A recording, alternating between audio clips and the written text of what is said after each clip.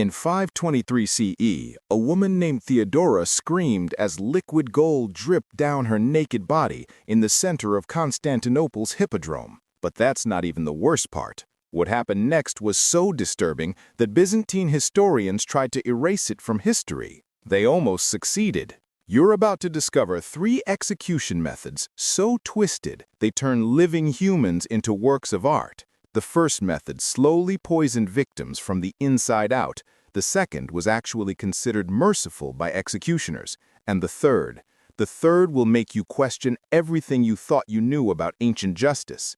By the end of this video, you'll understand why these stories were buried for over 1,400 years, and why one archaeological discovery in 1982 changed everything historians thought they knew about Roman and Byzantine executions. Before we dive into history's most beautiful nightmare, hit that subscribe button and ring the notification bell. Trust me, you'll want to see what comes next, because what I'm about to show you will haunt your dreams. Don't click away because the story gets so much darker from here. Picture this. You're standing in the Colosseum in 312 CE. The crowd is roaring, but they're not watching gladiators fight wild beasts. They're watching something far more twisted. Between 200 and 600 CE, the Roman and Byzantine empires perfected the art of public spectacle executions. But here's what nobody tells you about these events. They weren't just about punishment, they were about transformation. These empires discovered something terrifying. People would watch horror if you made it beautiful enough. So they turned execution into performance art, literally transforming condemned prisoners into living sculptures. You see, regular crucifixions and beheadings had become boring. The crowds demanded innovation. The emperors needed something that would cement their power while satisfying the bloodlust of 50,000 spectators. What they created was a perfect fusion of artistry and agony. Execution methods so visually stunning that people would travel hundreds of miles to witness them. Methods so cruel that even hardened Roman soldiers would vomit at the sight. But here's the thing that'll keep you awake tonight. These weren't random acts of sadism. Recent archaeological evidence suggests these golden executions served a deeper, more sinister purpose that historians are only now beginning to understand. The emperors weren't just killing people. They were creating something that required the victim to stay alive as long as possible while their body was slowly encased in precious metals. But don't click away because what happened next changed execution forever. And when you hear about the religious significance behind these methods, you'll understand why the Catholic Church spent centuries trying to destroy every record of what really happened in those arenas. The first method starts with mercury, but it ends with something far worse than death. Imagine you're chained naked to a marble table in front of 50,000 Romans.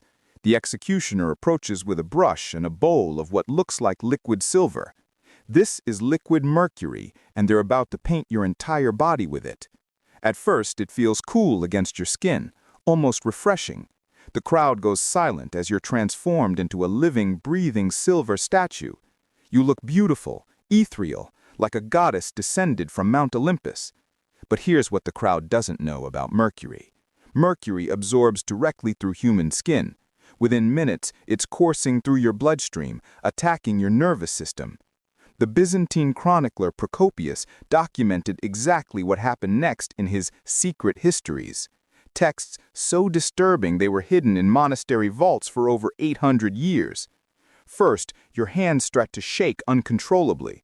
The beautiful silver coating begins to crack and flake. Then comes the drooling, thick, silver-tinged saliva that the crowd mistakes for divine tears. Your vision blurs, your speech becomes slurred, but you're still conscious, still aware of every sensation as the mercury attacks your brain. The executioners knew exactly how much mercury to use to keep you alive for the maximum amount of time. Too little, and you'd survive. Too much, and you'd die too quickly for the crowd's entertainment. Procopius writes about one victim who lasted 7 hours. 7 hours of slowly losing her mind while maintaining the appearance of a silver goddess. The crowd cheered every time she twitched or convulsed, thinking it was part of some divine performance. What made this method particularly sadistic was the false hope it created. For the first hour, victims often believed they might survive. The mercury coating made them look powerful, transformed, almost superhuman. But mercury is relentless. It doesn't just kill you, it steals your identity piece by piece. Your personality dissolves, your memories fade, you become a beautiful, empty shell, slowly dying from the inside out. While thousands of people applaud your suffering, the executioners called these victims mercury maidens, women transformed into living art through liquid metal poisoning. But mercury was just the beginning, because what the Romans did with gold was far worse, and the method they developed kept victims conscious right until the end. Don't stop watching, because the next technique will make mercury poisoning look like mercy. What I'm about to tell you sounds impossible, but Roman historian Cassius Dio documented every horrifying detail. During Emperor Commodus's reign, the victim is brought into the arena soaking wet, not with water, but with a special adhesive made from tree sap and animal fat. Then comes the gold leaf. Sheet by sheet, paper-thin gold is carefully applied to every inch of the victim's body, their face, their torso, even between their fingers and toes. The crowd watches in amazement as a living person disappears beneath a perfect golden shell. But here's what nobody tells you about this method. Gold leaf doesn't just cover your skin, it seals it. Human skin needs to breathe. Every pore on your body is constantly releasing moisture and toxins. When you seal those pores with an impermeable layer of gold, your body starts to overheat almost immediately. Cassius Dio describes the victims as golden gods who dance their way to the underworld. What he's describing isn't dancing, it's the desperate thrashing of someone slowly suffocating from the inside out. Your internal temperature begins to spike. Sweat builds up beneath the gold, but has nowhere to go. Your heart rate accelerates as your body desperately tries to cool itself. The beautiful golden surface begins to ripple and buckle as trapped moisture creates air pockets underneath. The executioners timed this perfectly. They knew that most victims would lose consciousness after exactly 23 minutes. But consciousness wasn't the goal. The goal was the visual spectacle of transformation. What made this method particularly twisted was how beautiful the victims looked. Even in their final moments, struggling for breath, they appeared divine, golden, perfect. The crowd saw art where there should have been horror. But here's the detail that'll haunt you. The gold leaf preserved the victim's final expression.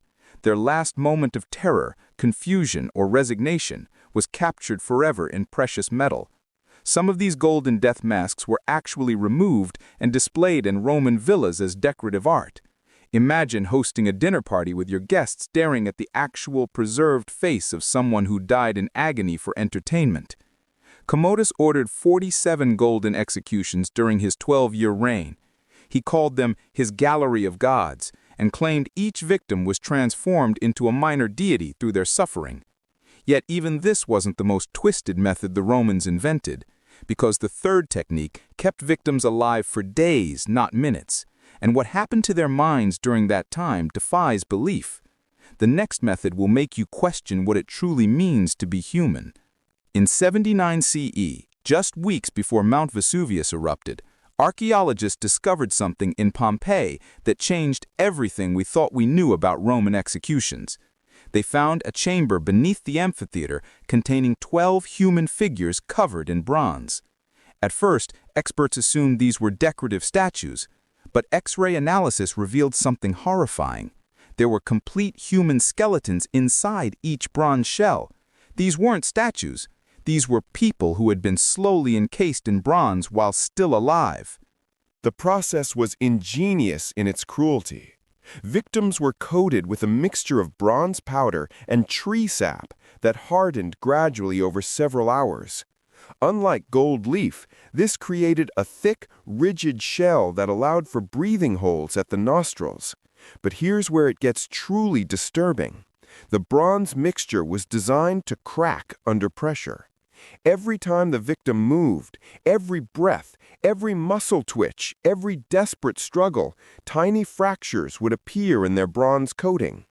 The crowd could literally watch someone slowly breaking apart their own prison through the simple act of trying to stay alive. The archaeological evidence shows scratch marks inside the bronze shells, deep gouges where fingernails clawed desperately at the hardening metal. Some victims managed to create small holes, only to have executioners seal them again with fresh bronze mixture. What made this method particularly psychological was the time factor. The bronze took 68 hours to fully harden. During that time, victims remained fully conscious, watching their own bodies disappear beneath an increasingly thick metal shell. The executioners called this the living bronze because victims could survive for up to 3 days after the coating hardened. They could speak through breathing holes, beg for mercy, even carry conversations with spectators. Imagine the horror of being trapped inside your own body, unable to move, while thousands of people discuss your artistic merits like you're an inanimate object. But the most disturbing discovery came from chemical analysis of the bronze itself. The mixture contained lead and other toxic metals that would slowly poison the victim even as it preserved their body. The Romans weren't just creating living art, they were crafting a slow, methodical destruction of the human spirit while maintaining the illusion of transformation. One victim's bronze shell contained Latin words scratched from the inside. "I am still here. I am still human." But here's what nobody tells you about why the Romans really developed these methods. It wasn't just entertainment. Recent discoveries suggest these bronze executions served a religious purpose that will make you question everything you thought you knew about ancient spirituality. The truth behind these golden deaths is darker than you can imagine. What I'm about to reveal will change how you see every ancient statue and every museum you've ever visited. In 2019, Vatican archaeologists made a discovery that the Catholic Church tried to suppress for 3 years. Hidden beneath St. Peter's Basilica, they found a chamber containing dozens of golden and bronze figures, not statues, but preserved human remains from these ancient executions. Along with the bodies, they discovered something that explained everything. Ritual texts describing these executions as divine transformation ceremonies. The Romans and Byzantine weren't just entertaining crowds, they were conducting religious rituals. They believed that by slowly encasing someone in precious metals while they were still alive, they could trap the victim's soul inside the metal shell, creating eternal guardians for their temples and palaces. Think about every golden statue you've seen in Roman ruins, every bronze figure in ancient temples. How many of those weren't carved from metal, but were actual people, slowly transformed into art while their consciousness remained trapped inside? The ritual texts described specific prayers recited during the coating process, incantations designed to bind the victim's spirit to the metal. The executioners weren't just killers, they were priests performing what they believed was a sacred transformation. This explains why these execution methods required the victim to remain conscious for as long as possible. The Romans believed that awareness during the transformation process was essential for trapping the soul. But here's the most chilling part. Some of these texts describe the eternal guardians as still being conscious inside their metal prisons. Temple priests reported hearing whispers, seeing eyes move, feeling warmth emanating from certain statues. The last recorded golden execution took place in 542 CE in Constantinople. Emperor Justinian ordered it stopped, not because of moral concerns, but because too many priests were reporting supernatural disturbances from the temple guardians. These methods didn't just influence medieval torture techniques, they shaped Renaissance art. Many famous sculptors studied Roman execution techniques to achieve more lifelike expressions in their work. That anguished look in classical statuary, those wide, terrified eyes, those weren't artistic choices, they were copied from actual death masks. The practice officially ended in 542 CE, but underground texts suggest it continued in secret monastery rituals for centuries. The Catholic Church's extensive efforts to destroy these historical records suggest they found something that threatened the very foundation of Christian theology. What happens to the human soul when the body is transformed into art while consciousness remains intact? The Romans thought they knew the answer. The Church spent 1,000 years trying to make sure nobody else would find out. Today, chemical analysis of ancient statues occasionally reveals organic compounds that shouldn't exist in pure bronze or gold castings. Compounds that suggest these aren't just metal sculptures, but preserved remains of human transformation. The beautiful terror continues to watch us from museum walls, temple corners, and ancient ruins around the world. So which method do you think was truly the most cruel? The mercury that slowly stole your mind? The gold that suffocated you while making you beautiful? Or the bronze that kept you conscious and trapped for days? Beauty captivated terror because it made horror palatable. People could watch unspeakable cruelty if it looked artistic enough. Sound familiar? Today we live stream executions, turn violence into entertainment, and debate the aesthetics of suffering. The methods have changed, but our appetite for beautiful brutality remains exactly the same. Here's what I want you to think about. Every time you admire an ancient statue, remember that some of those figures might have once been human. Some might still be conscious, trapped forever in their metal prisons, watching visitors admire their eternal torment. Drop a comment below with which method disturbed you most and why. But be warned, once you start researching ancient execution methods, you'll never look at classical art the same way again. Next week, I'm investigating the hidden chambers beneath the Colosseum, where archaeologists found evidence of living burial ceremonies. Make sure you're subscribed because that story makes today's video look tame. Sweet dreams.